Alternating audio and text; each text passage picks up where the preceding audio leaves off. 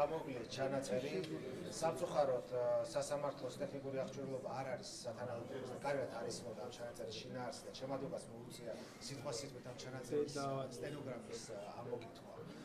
ჩანაწერი როგორც სხვათა შორის შაბათის სიუჟეტში გავიდა ცალსახად ცხადყოფს, რომ საუბარი არის მხოლოდ და მხოლოდ ჩემს მიერ ქართულ ბანკში სესხის მოპოვების სურვილზე.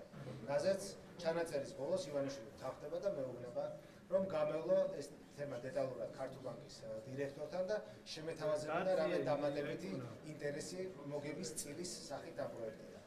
კი, რადგან სხვანაირად განმარტა აღნიშნული ჩანაწერები და ესეთ რამეს ამბობს ვიცი ივანიშვილის ამბობი, რომ ამ ექსპერტიზის დაშლითაც კი დაბრუნდება, რომ უარი არის ჩანაწერი და ექსპერტიზა მე გასწავლებს, რომ აღნიშნულ ჩანაწერებში არ არის რეგრესების ჩარევა. თქვენ რა პოზიცია გეკითხებათ ამასთან დაკავშირებით? აღნიშნული ექსპერტი გამოხატავს მხოლოდ და მხოლოდ ერთ ეპიზოდს, სადაც არის სამწამიანი სიჩუმე და ეს ასევე ამბობს, რომ ეს საჭიროებს ლინგვისტურ შესწავლას, რადგან ენის თავისუფლებებიდან გამომდინარე ეს პაუზა იქ ნორმალური იყო თუ არა, მე ამას ვერ დავადგინე. შესაბამისად, ამის გარდა არც ერთ ეპიზოდი არ არის, სადაც შეიძლებოდა ითქვას, რომ რამე მოდაშლება არ არის.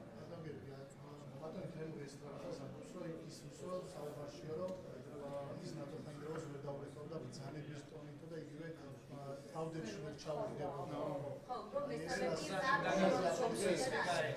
საუბარში ამბობს ივანიშვილი, კი მე საერთოდ არ ვუბრძანებ, არ მინდა რომ ვუბრძანო ნატო ხაინგრავას ეს გაცემეს, თუმცა მათივე შემდგომ ჩვენებებში ის ამბობს, რომ მან უბრძანა ნატოს, რომ გაეცა სესხი, ოღონდ როგორც ივანიშვილის თავისივე ინვესტიცია. ანუ ერთ შემთხვევაში არ უბრძანებო ამბობს, მეორე შემთხვევაში ამბობს, რომ უბრძანებო, რომ მთელ ამ საქმეში როგორც ივანიშვილს მოაწყობს, ისე საუბრობს ივანიშვილიც და მისი ბანკიც. თუმცა დოკუმენტური რეგულირებები უთითებს მხოლოდ და მხოლოდ ერთ რამეს, რომ ეს იყოს სესხი. არც ერთ კონტრაქტში, არც ერთ დოკუმენტში არ არის ნახსენები რაიმე ინვესტიცია.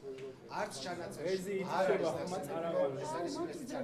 არც ერთი უტყუარი მტკიცებულება გარდა ივანიშვილის პირადი ჩვენებისა და მისი თანამშრომლების ჩვენებისა, ნახსენებიც კი არ არის პოტენციურ ინვესტორებაზეც. და ის რომ ნატო ხაინგრავა და ქართულ ბანკთან რამდენიმე